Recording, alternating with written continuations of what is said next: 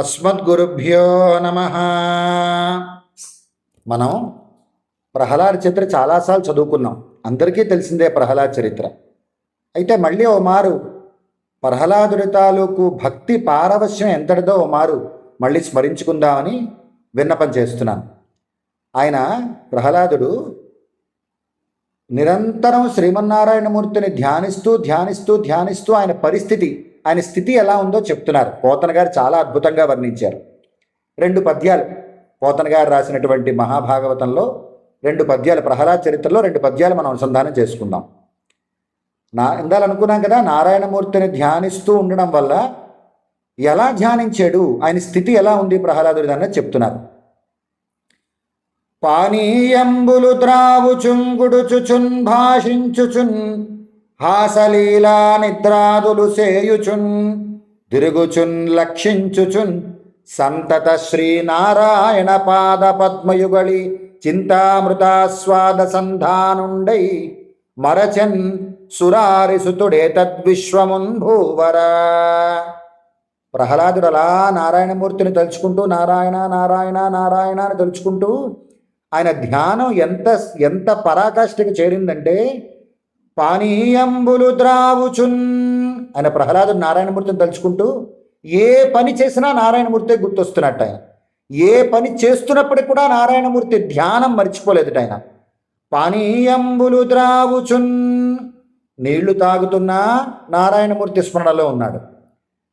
గుడుచుచున్, అన్నం తింటున్నా లేదా ఏదైనా పదార్థం స్వీకరిస్తున్నా నారాయణమూర్తి స్మరణలోనే ఉన్నాడు.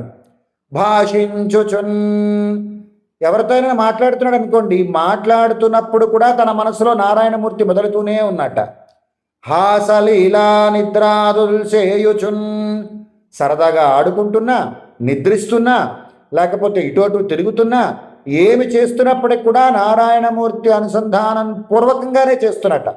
ఆడుతున్నా, తాగుతున్నా, తింటున్నా, ఎవరితో అయినా మాట్లాడుతున్నా నారాయణమూర్తి స్మరణ మనస్సులో మాత్రం ఆయన వదలలేదుట. నిత్యం నారాయణమూర్తి స్మరణతోనే ఉన్నట్ట. తిరుగుచున్ లక్షించుచున్, ఇటు తిరుగుతున్నా, మాట్లాడుతున్నా, ఏం చేస్తున్నప్పటికి కూడా సంతత శ్రీనారాయణ పాద పద్మయుగళి చింతామృత స్వాద సంధానుండై, నిత్యం శ్రీమన్నారాయణమూర్తి తాలూకు శ్రీపాద చరణాలనే స్మరిస్తూ ఉన్నట్ట ఆయన ప్రహ్లాదు. మరచన్ సురారిసుతుడు ఏతద్విశ్వమున్ భూవరా, చివరికి విశ్వం తన చుట్టూ ఉండేటువంటి ప్రపంచాన్ని అంతటినీ మరిచిపోయినట్ట నారాయణమూర్తి స్మరణలో. క్రమక్రమంగా ధ్యాన పరాకాష్ఠ ఎంత పైకి వెళ్ళిందంటే తర్వాత చెప్తారు. వైకుంఠ చింతా వివర్జిత చేష్టుడై ఒక్కడు నేడుచునొక్క చోట, కొంచెం సమయం, కొన్ని క్షణాలైనప్పటికి కూడా శ్రీమన్నారాయణమూర్తిని తలుచుకోలేదు అనుకోండి, అలా అయ్యో నేను శ్రీమన్నారాయణమూర్తిని తలుచుకోలేదే అని పెద్దగా ఏడుస్తూ నించుండిపోతున్నట్టు ఒక చోట.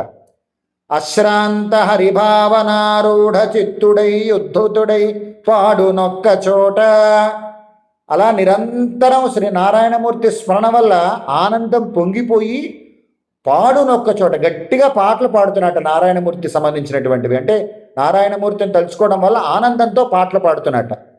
విష్ణుడి ఇంతియ కాని వేరుండు లేదని యొత్తలి నగుచుండు నొక్క చోట, ప్రతి దాంట్లోని ప్రతి వస్తువులోని నారాయణమూర్తి ఉన్నాడు.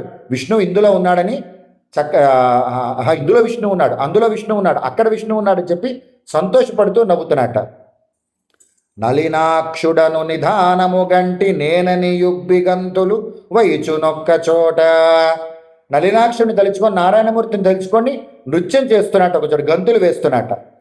పలుకు నొక్క చోట పరమేశు కేశవు ప్రణయ హర్ష జనిత బాష్పసలిల మిళత పులుకుడై నిమీలిత నేత్రుడై ఒక్క చోట నిలచియూరకుండు, ఏమి చేస్తున్నప్పటికి కూడా సంతతం నారాయణమూర్తి స్మరణ అలా అలా మనస్సులో ధ్యానించడం వల్ల ఆ ధ్యానం కాస్త కళ్ళ వెమ్మట ఆనంద బాష్పాలుగా వస్తున్నాయట ఆయనకి, ప్రహ్లాదుడికి. అలా ఒక చోట ఒక్కొక్కసారి అలా శ్రీమన్నారాయణమూర్తిని తలుచుకుంటూ అలా నిల్చొని ఉండిపోతున్నట్ట నిశ్చేష్టుడై. ఒకసారి మళ్ళీ పద్యం అనుసంధానం చేసుకుందాం. వైకుంఠ చింతా వివర్జిత చేష్టుడై ఒక్కడు నేడుచునొక్క చోట, అశ్రాంత హరిభావనారూఢ చిత్తుడై యుద్ధతుడై పాడునొక్క చోట విష్ణుడింతియ కాని వేరుండు లేదని యొత్తలి నగుచుండు నొక్క చోట నళినాక్షుడను నిధానము గంటి నేనని యుబ్బి గంతులు వైచు నొక్క చోట పలుకు నొక్క చోట పరమేశు కేశవు ప్రణయ హర్ష జనిత బాష్పసలిల మిళిత పులుకుడై నిమీలిత నేత్రుడై ఒక్క చోట నిలచియూరకుండు. నారాయణమూర్తిని తలుచుకుంటూ ఉంటే ఆయనకి ఆనంద బాష్పాలు రావడమే కాదుట, ప్రహ్లాదుడికి ఒళ్ళంతా పులకలింతలు వచ్చేస్తున్నాయిట ఆనందంతో. అటువంటి భక్తి భావాన్ని, ధ్యానాన్ని పరమాత్మ మనందరికీ అనుగ్రహించమని ప్రార్థిస్తూ స్వస్తి.